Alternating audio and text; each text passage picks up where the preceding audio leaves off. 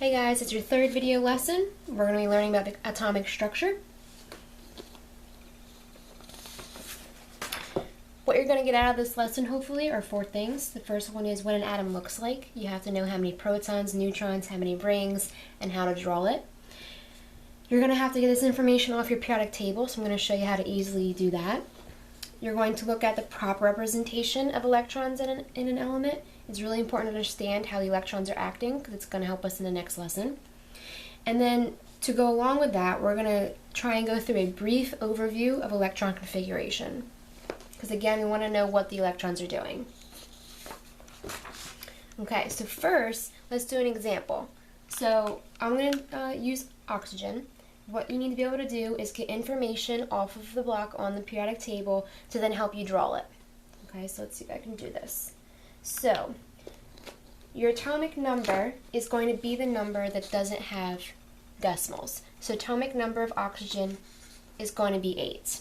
Okay, your atomic mass is going to be the one that has decimals. So oxygen is 16.00. Your protons is equal to your number of your atomic number. So oxygen has 8 protons. Your electrons is equal to the atomic number. So you have 8 electrons. And your neutrons, if you have trouble remembering how to do neutrons, I have a little acronym. Okay, it's called MAN. And it stands for this. This is going to stand for mass, from your atomic mass. We're going to subtract your atomic number, and that's going to equal the number of neutrons. Okay, so neutrons is mass minus atomic number. So 16 minus 8 is 8. So oxygen also has 8 neutrons. Okay, to figure out your rings, you're just going to do your math. If you'd rather draw first and then fill it in later, it's completely up to you. Okay, I know the rule for your rings is that it's 2, 8, 18. So since oxygen only has 8, 2 is going to go in the first, which leaves 6 more in the second. So I only need 2 rings for oxygen. Okay, so now we're going to draw what this oxygen would look like. Okay, you always want to start with your nucleus, and your nucleus is just your center circle. And in your nucleus goes your protons and your neutrons, and oxygen has 8 of each. And then I'm going to go ahead and start drawing my electron rings. First one, and your first one can hold 2 electrons. Okay, so far I have 2. It means I need 6 more, which means I need a second ring and 6 more electrons. Notice they don't pair up until they have to. Okay, and that's how you would get information off the periodic table and then draw your atom. It's really simple. So what I need you to do now is go ahead and stop or pause the video and try and do phosphorus by yourself, and then start it back up again and check your work with mine. Okay, if you did it correctly, your paper should look like mine. All information off the periodic table. I got my atomic mass, rounding it to 31. 31 minus 15 is going to get me 16 neutrons. 2, 8, and then 5 in my last ring, noticing they don't pair unless they have to. I also want to point out there's 3 acceptable ways to represent electrons. You can do E's like I do.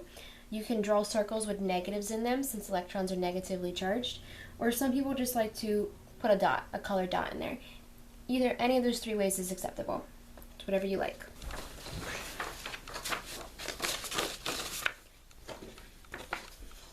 Okay, now that you made it this far, let me show you some shortcuts to help us be a little bit easier process. So the first shortcut I want to show you is that there's an easier way to identify how many rings you need to draw for an element.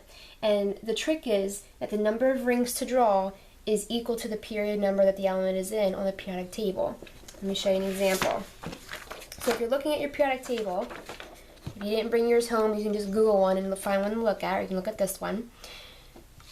The period number is the number on this side, so they're going across. So going across here, hydrogen and helium are in period 1, lithium, beryllium, boron to neon are in period 2, sodium starts off period 3, ending with argon. Okay, so the number of rings you're drawing is equal to the period number. So if I want to draw beryllium, I just have to look here and say that beryllium's in period 2, it's going to have 2 rings. if I want to draw barium, Ba, down in period 6, I don't have to do the math to figure it out. I know barium's going to have 6 rings. Okay, so that's a trend I would definitely record on your periodic table when you get back to school.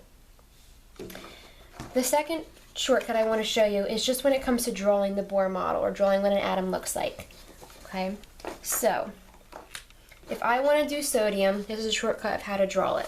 I'm first going to draw the nucleus, and it still has to show me all the protons and neutrons. So sodium has 11 protons, and when I subtract these two, rounds to 23, 23 minus 11 is going to give me 12 neutrons. The shortcut comes with the electrons, okay? So I know sodium has 3 rings because it's in period 3 on the periodic table. So here's my 3 rings. They're just shorter, smaller. And then all you're going to do is write how many electrons are in that ring. So the first ring would have 2 electrons. The second ring would have 8 electrons, which would leave 1 electron to go into the last ring. Okay, so 2 shortcuts you can now use.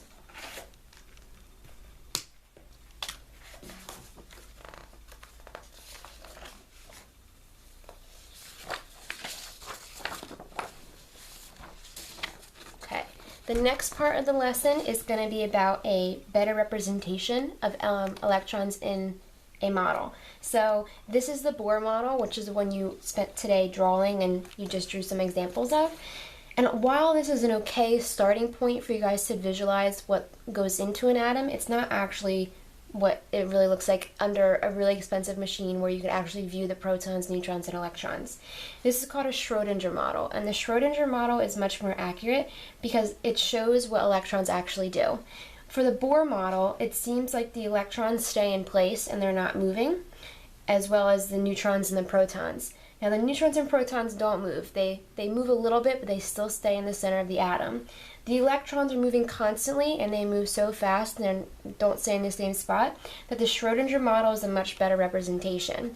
So while this looks like there's a million electrons, there's not. What it's showing you is all the possible places the electron could be at any given second, since it moves so quickly.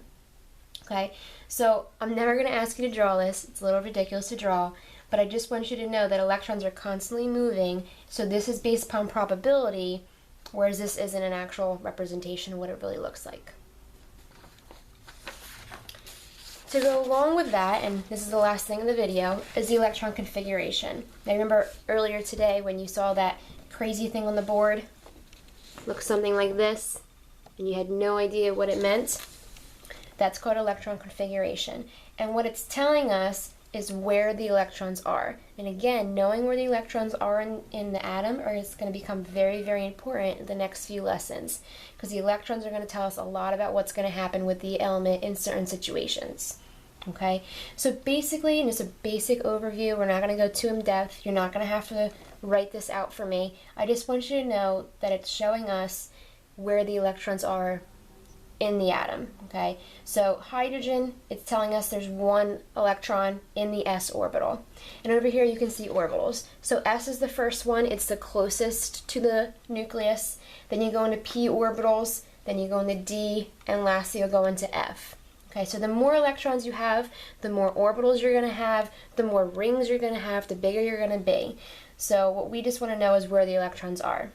And that's basically all it is. So you can see as you go down this list from hydrogen to helium, you're adding 1 electron. So I'm adding 1 onto my s orbital, and I'm adding an electron over here. Here this only has 1 electron, this one has 2. And you can see as you go down here, I'm just adding electrons each and every time. So therefore I have to add more orbitals after a certain point.